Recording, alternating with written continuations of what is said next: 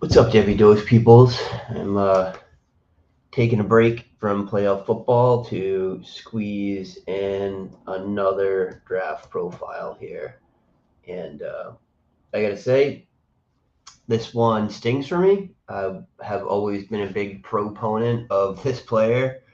Um, Tons of shares of him as a freshman in campus to Canton. And yeah, so let's dive in. Uh, So today we're going to talk about the data profile for running back Tank Bigsby, um, junior, early declare out of Auburn. Auburn obviously has been a hot mess for essentially his whole tenure there. Didn't stop him from putting up really good numbers for a freshman in his first year, but he really wasn't able to build on that at all. If you look at his yards per year, I mean they're not terrible, but there was no progression, right? And the other, I guess, relevant thing, if you haven't paid a ton of attention to Tank or W football, is freshmen come in last year, Jarquez Hunter, and really, kind of go blow for blow with him. Um, Actually outperform him in some efficiency metrics, although Tank still got, I think, more raw production. Um, but when that sort of thing happens, you ask yourself: is the younger player an NFL player, or uh, is the guy that we thought was an NFL player maybe not at the level that we thought he was, right? So that's where we're at with Tank. Let's kind of dive into the metrics a little bit. Production metrics, market shares. Um, career production, 540 attempts, 2,903 yards, 25 touchdowns. All a little bit light for my composite stud, average of guys for the top 24 season. Which again, that's not really even a high bar. Uh, he's 24 or top 12 season. Let me check because I keep saying that. Looks like I used guys. Yeah, top 24 finishes, right? So this isn't, a staggeringly high bar that we're talking about here.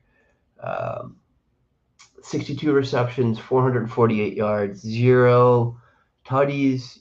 Not terrible, certainly not a death sentence, but, you know, not great numbers either. A little bit shy of the mark I'd like. He did improve on his receiving numbers this year with 30 catches for 180 yards. 30 is a fine best season number. Is adequate. Can you get a guy like JT? I think he had like 35, 37 his junior year. So, it's fine.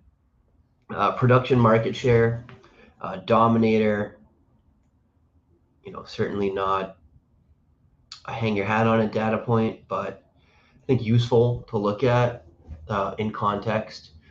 These are best season numbers. His best season dominator was 26%, uh, below my threshold.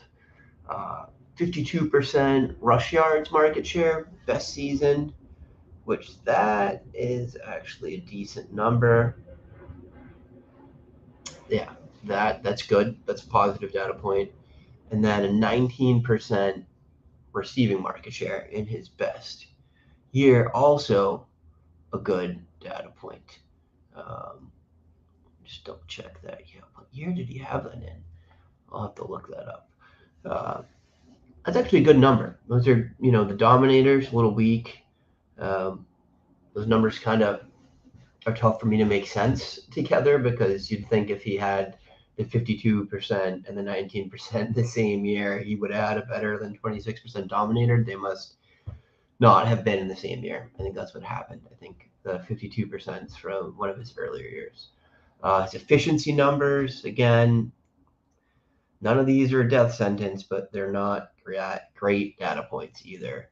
Um, so its average yards per touch is 5.64. My threshold 6.5. YPC over team per career. Tank's got 97, 0.1, 0.97. Um, my composite threshold is 1.68. 2.26 yards created for his career. My threshold's 2.94. Rushing yards over expected. Bigsby is negative on the figure, negative 1.1. My composite threshold was 0.35. I think some team factors do play into that, right? The team was really atrocious, and the line's doing nothing, and the offense is doing nothing. I think that number can get dragged down. So it doesn't freak me out on its own. There's some good NFL running backs that had really low RYOE figures as prospects, but it's more the combination of all this together. Just there's not a lot of strong data points. Really, that's kind of what I get out of Tank's data profile, and we'll skate through the rest of it. But it's not a strong profile. This isn't a profile that I can look at without a name on it and say, hey, this guy's gonna be an NFL starter. This guy is gonna be a difference maker. This guy is gonna be someone I want to draft in fantasy football. So adjusted yard per team play. Bigsby, his best season is close. His average is actually kind of right on the money. His average is 1.54 as opposed to my threshold is 1.56. His best season is weaker. Best season 1.67 and the threshold is 2.2. And then EPA per play, average EPA. Bigsby 0.15, threshold is 0.30.